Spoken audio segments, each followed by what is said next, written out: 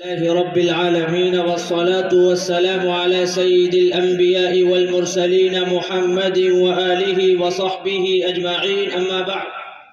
قال الله تبارك وتعالى في القرآن المجيد وأنذر عشيرتك الأقربين وہ آئے جن کے آنے کی زمانے کو ضرورت تھی، وہ آئے جن کی آمد کے لیے بے چین فطرت تھی، وہ آئے نغمہ داؤد میں جن کا ترانہ تھا، وہ آئے گریہ یعقوب میں جن کا فسانہ تھا، وہ آئے جن کی خاطر مسترف تھی وادی بطحا، وہ آئے جن کے قدموں کے لیے کعبہ ترستا تھا۔ صدر محترم، حکم صاحبان اور عزیز ساتھیوں، آج کی اس تقابلی بزم میں میری تقریر کا عنوان سیرت نبوی صلی اللہ علیہ وسلم کا مکی دور۔ عزیز ساتھیوں، جب ہم چھٹی صدی مسیحی کے اختتام پر ایک طائرانہ نظر ڈالتے ہیں تو ہمیں دنیا کے نقشے پر ہر چیز غلط،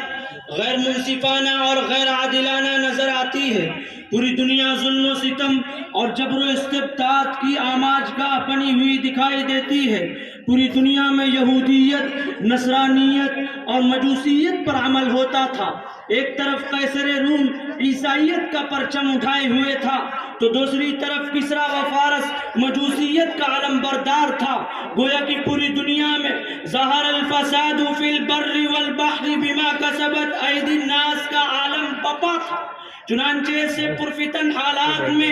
اسلام کو ایک مکمل دستور زندگی اور جامع نظام حیات بنا کر بھیجا گیا، جس کی اشاعت و تبلیغ کے لیے ایک ایسے نبی کی آمد ہوئی جو دعائے خلیل کا ثمرہ اور نوید مسیحا کا جلوہ تھا، جو فخر رسول، ساقی کوثر، شافع محشر، نبی رحمت للعالمین ہے، جن کے بارے میں شاعر مشرق ڈاکٹر علامہ اقبال علیہ الرحمہ نے کیا ہی خوب کہا ہے، وہ دانائے سبل ختم الرسل مولائے کل، جس نے غبار راہ کو بخشا فروغ وادی سینہ۔ آپ کی سیرت تمام سیرتوں میں سب سے افضل، جو تاریخیت، کاملیت، جامعیت اور عملیت کا ایک اعلیٰ امتیاز رکھتی ہے۔ عزیز ساتھیوں، ذرا سوچو اس وقت کو جب حضور اکرم صلی اللہ علیہ وسلم نے فاران کی چوٹی پر اسلام کے نعرے کو بلند کیا اور کلمہ توحید کی صدا لگائی اور یہ اعلان کیا، ایھا الناس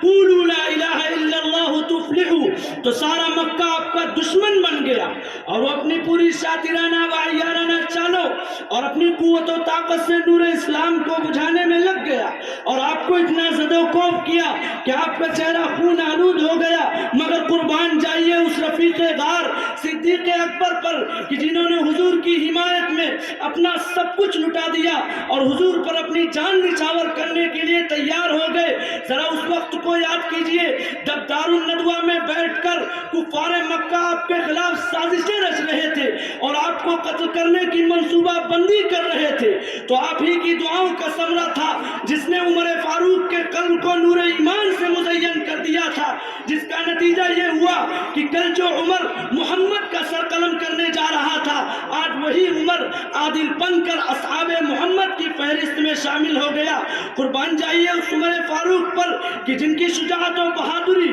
اور جمع مردی سے اسلام کا نعرہ بلند ہوا، جنہوں نے کفار مکہ کے سامنے بے خوف و خطر ہو کر یہ اعلان کر دیا کہ اب اذان دار ارقم میں نہیں بلکہ اب اذان کعبے میں ہوگی۔ ذرا غور کیجئے اس وقت کو جب پیغمبر خدا صلی اللہ علیہ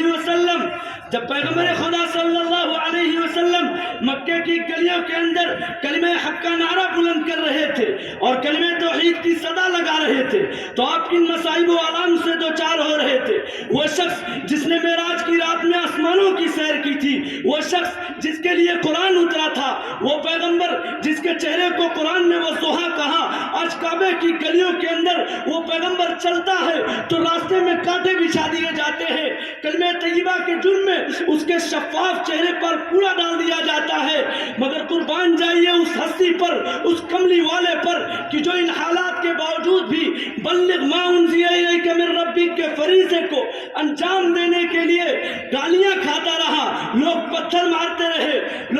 مارتے رہے، یہاں تک کہ جب مصائب کا کوہ گرا آپ پر شاخ ہو گیا، جب مشقتوں اور اذیتوں سے آپ دوچار ہو گئے اور ان کی ہدایت کے لیے گھڑتے رہے، تو پھر قرآن کو یہ کہنا پڑا لعلک باخع نفسک الا یکونوا مؤمنین. ذرا غور کیجئے اس وقت کو جب آپ صلی اللہ علیہ وسلم اہل مکہ سے نا امید ہو کر طائف پہنچے تو طائف والوں نے کس قدر اذیتیں دی، سرداروں نے کس قدر آپ کا مذاق اڑایا، لوگوں نے ایسے پتھر مارے کہ آپ سنگبار ہو گئے، آپ پر ایسی سنگباری کی کہ آپ کے جوتے خون آلود ہو گئے، جسے دیکھ کر حضرت زید بن حارثہ کی آنکھیں بھی نم ہو گئی اور وہ اپنے آنسوؤں پر ضبط نہ کر سکے. جہاں تک کہ رحمت خداوندی جوش میں آئی، کتنے میں تو فرشتے آئے اور کہنے لگے یا محمد اگر آپ حکم کرے تو میں ان دونوں پہاڑوں کو ملا دوں، مگر قربان جائیے اس ہستی پر، اس کملی والے پر کہ جو یہ کہتا ہے جس پروردگار کے لیے میں توحید کا پیغام پہنچا رہا ہوں،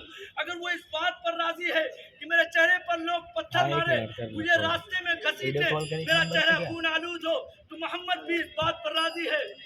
میں اس شعر کے ساتھ اپنی تقریر کو ختم کرتا ہوں کہ وہ بجلی کا کڑکاتا یا صوت ہادی، عرب کی زمین جس نے ساری ہلا دی، اتر کر حرا سے سوئے قوم آیا اور ایک نسخہ کیمیا ساتھ لایا، خود نہ تھے جو راہ پر اوروں کے ہادی بن گئے، کیا نظر تھی جس نے مردوں کو مسیحا کر دیا. وآخر دعوانا ان الحمدللہ.